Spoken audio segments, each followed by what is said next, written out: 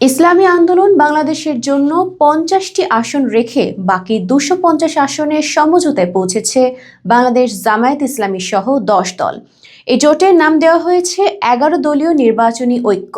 আজ রাত ৮টায় রাজধানীর ডিপ্লোমা ইঞ্জিনিয়ার্স ইনস্টিটিউটে ২৫০ আসনের প্রার্থী তালিকা ঘোষণা করা হবে।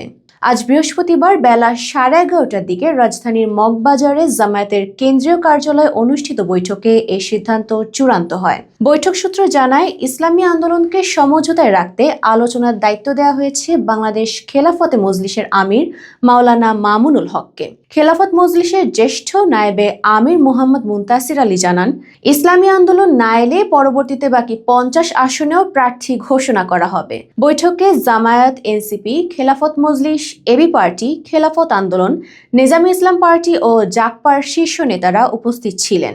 এদিকে বৈঠকে না যাওয়ার বিষয়ে ইসলামী আন্দোলনের মুখপাত্র গাজী আতাউর রহমান জানান, আলোচনা চলমান রয়েছে এবং এখনও আলাদা হওয়ার সিদ্ধান্ত হয়নি। জামায়াতের আমির শফিকুর রহমানও সামাজিক যোগাযোগ মাধ্যমে সমঝোতা নিয়ে বিভ্রান্তিমূলক বক্তব্য থেকে বিরত থাকার আহ্বান জানিয়েছেন।